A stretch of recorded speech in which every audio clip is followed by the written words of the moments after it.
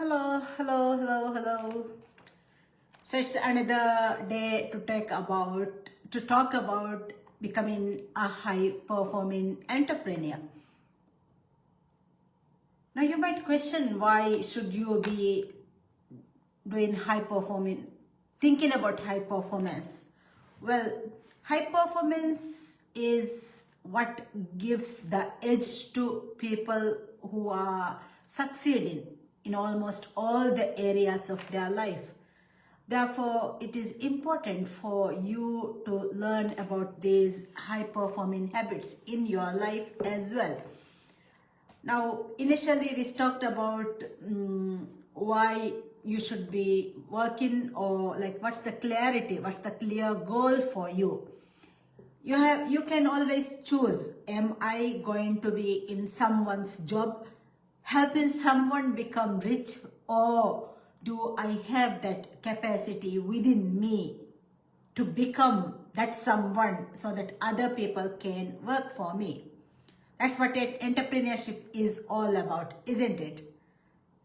You decide that you want to pursue a passion, something, an idea that you have in your mind, and then keep on pushing until you can change the world. Of course, the moment you hear the word, you can change the world, you might think, oh, I cannot change the world. Of course, you cannot change the world, but let's look at this example. There was this dad, he was with his son and they were at the beach. So when they went to the beach, there were a lot of starfishes on the beach. And what they were doing was, they will pick one starfish like this, and they were throwing back the starfish into the sea. And somebody who came along, he asked this gentleman, hey, what are you doing? And this dad, he said, we are just saving the starfishes. And then this person, he said, are you mad? Do you think you can save all these starfishes that are on the shore? With that, this dad gave a very good answer. He said, well, I cannot save all the starfishes on this beach, but I can save one starfish. And he took one starfish and threw it to the sea. Now, of course, he was able to do something for the starfish he took and threw. His son was doing that. And eventually this person who came along, he also started taking starfishes and throwing into the sea. And then the people, whoever that came along that day to the beach, everybody started taking starfishes and throwing at the beach. And eventually they were able to save a lot of starfishes. This is about entrepreneurship. If you want to do something, if you have an idea, the first thing that you have to ask is, like, whatever idea that you have, that you got, it's planted by Allah subhanahu wa ta'ala in your head, in your chest, in your heart. That's why, and always remember that whatever I have, whatever the idea that I have, it might not be in anyone else. That's how the passion, the desire of entrepreneurship comes. Now, people often say, okay, I have this idea, I started with the idea, and someone else started copying the idea. Someone is also doing this one. If you're thinking about someone else doing the same thing, remember that you are thinking from a limited mindset, a scarcity mindset. Because in speaking, we have a very good example of a pie. So speakers, our trainers would say, take your niche, the message that you want to give the world as a pizza. So you have the pizza, you separate the pizza, and then divide the pizza into 8 pieces, and then you pick up one piece and you are eat it. So likewise, there will be a lot of people who have similar ideas. But when all these people together, they contribute, then only the pizza gets full. Usually we eat, But in our case, as a trainer, as a coach, as a speaker, when you start doing something, when you start contributing, you become that slice of pizza. And you are contributing to that whole pizza. How beautiful it is, isn't it? So don't think that your idea, somebody may take your idea and then somebody else might be doing the thing. No. Always remember that it's from having an idea doesn't make you a rich person. Having an idea doesn't make you an entrepreneur. An entrepreneur is somebody who has an idea, who wants to solve a large problem in the world and who is executing on that idea, who is taking the action. There are a lot of people who wants to be coaches, speakers and trainers. But few people take out the time to fine-tune their skills and then go and do it. That's how these people succeed. And these are the people who pushes themselves until they can end. And then they will always keep on reflecting, asking, analyzing about what can they do to get better. What can they take them to the next level? This is where the beauty comes in. You go up the ladder, you hit a step, let's say you are on the third step. Now what got you here onto the third step might not help you to go to the fourth step. That means that's where you have to stop and ask yourself, I am doing the work, I'm doing a lot of work, but I'm not succeeding. So the moment you realize that you are not succeeding, that's where you have hit a block and you have to figure out how to go up to the next level, to the next step. And that's how you succeed. So basically, I keep on saying what got you here won't get you there. You have to keep on, you have to have a 65th birthday goal. It was in 2010, when I was 30 years old, that I set this goal of becoming a coach, speaker and trainer. I was in a terrible situation. I didn't know what to do in life. I didn't have anything to feed my kids, basically. I had nothing. But then I made a conscious decision because I saw somebody who was a coach, who was a speaker, who was a trainer. That person was doing really good.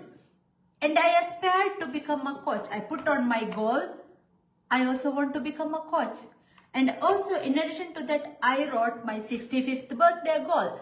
I am very clear about if I am alive by the will of Allah, if I can work, if I am able to do anything by my 65th birthday. I have certain things that I want to do on my 65th birthday.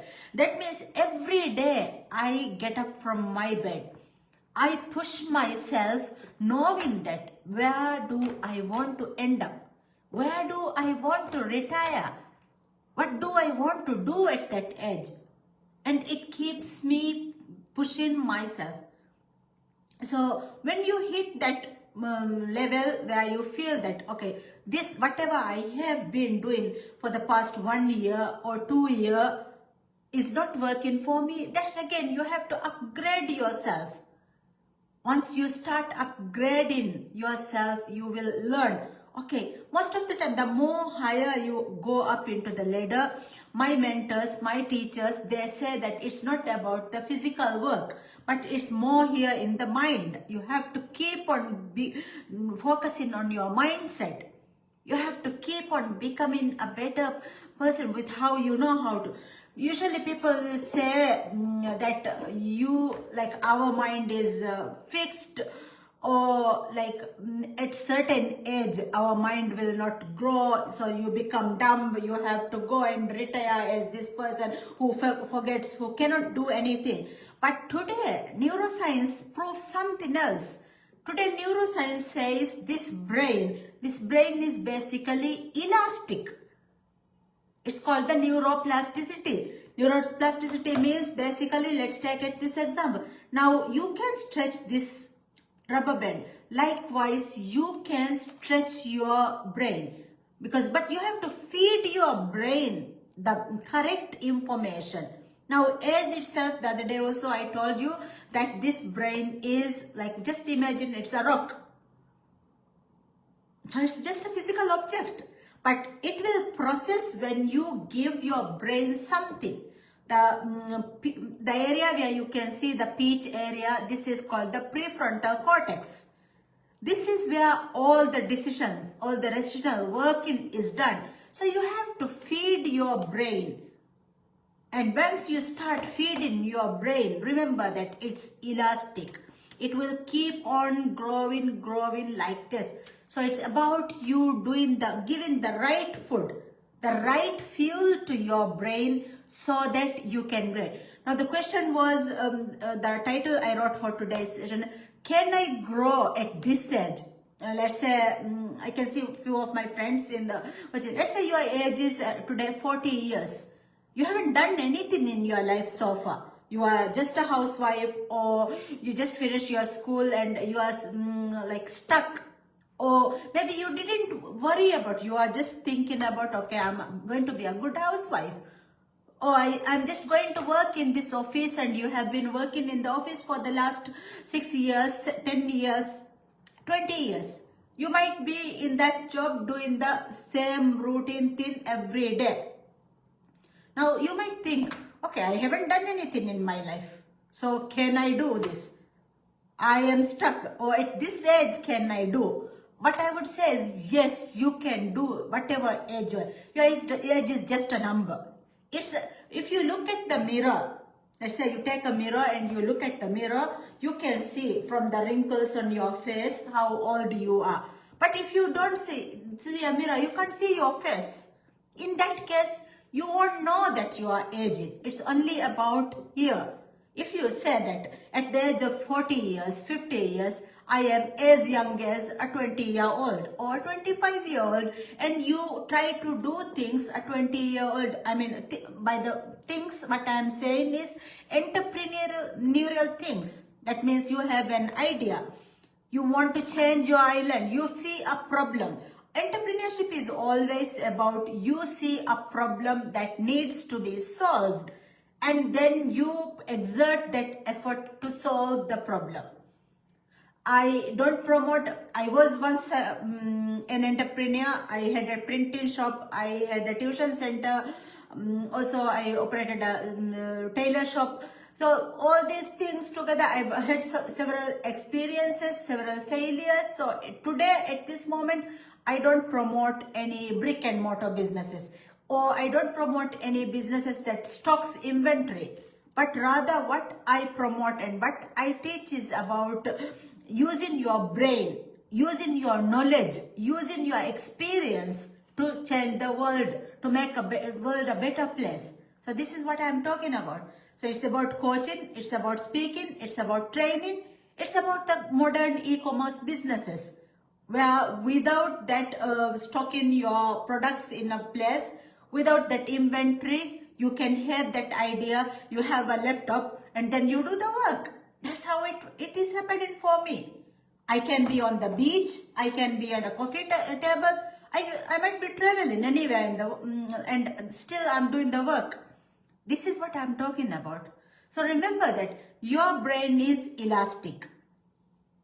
Whatever age you are at this moment, your brain is elastic and you can learn.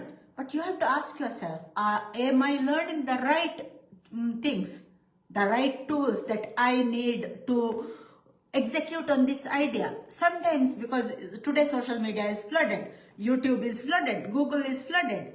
You can Google and you can learn, search things and you can learn a lot of things.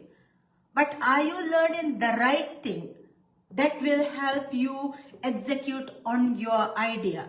So these are the kind of important things that you are. So what I want to say is, when you want to create that high performance entrepreneurial habits, first thing is, yes, your brain is elastic, you can do it. Whatever age you are, whether you have done it in the past or not, you can do it today. You can make a decision today that I am going to change my life. I am going to change the world. So with that intention, you can start. And then you have to ask, what got me here?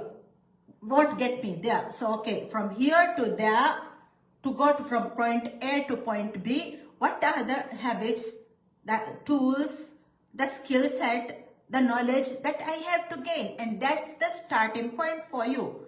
So you have, not all the habits are created equally as well. You have to do different things. Let's say yesterday I talked about having, like, doing gratitude, and what was the other 16? Okay, work hard, be passionate, focus on your strengths, practice a lot, stick to it, be grateful.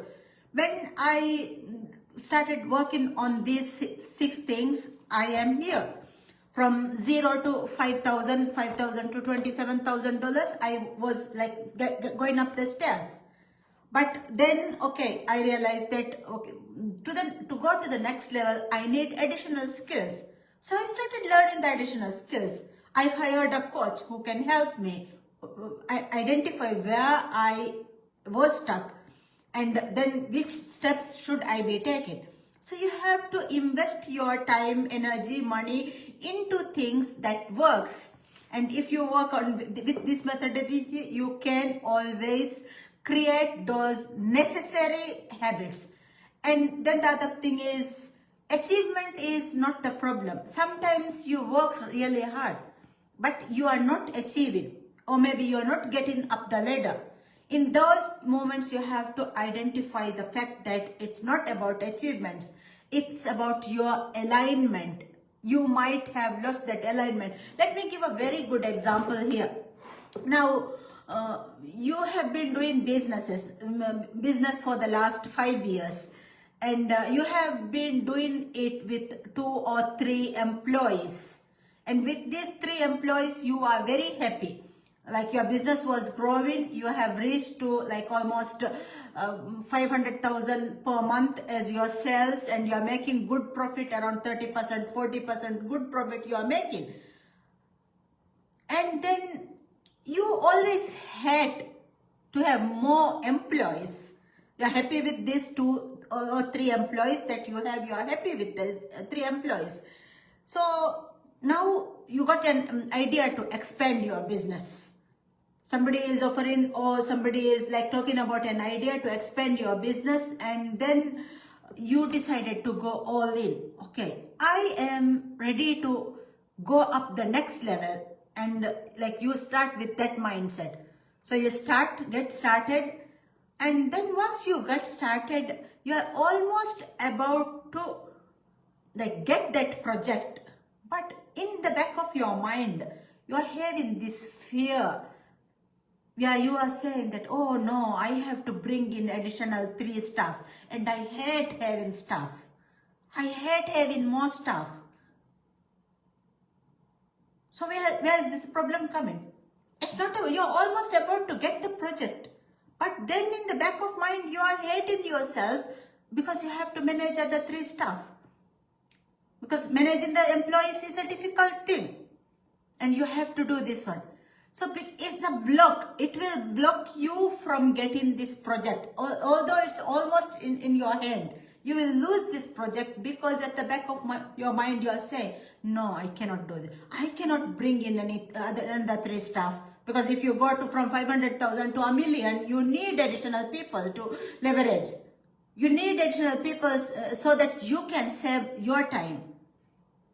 But with the mindset, you are not able to do it because you are having a block over here where you say, I'm afraid. Can I manage 6 employees? Can I pay? What happens if I cannot pay? You create that scarcity mindset. You like execute, and your thinking pattern goes into the blocks. And then you will lose this project.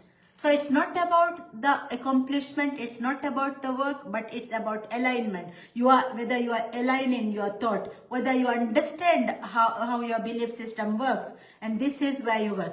Then always remember that sometimes we are too certain that we will succeed, and we become arrogant. We don't do the homework, we don't do the necessary work.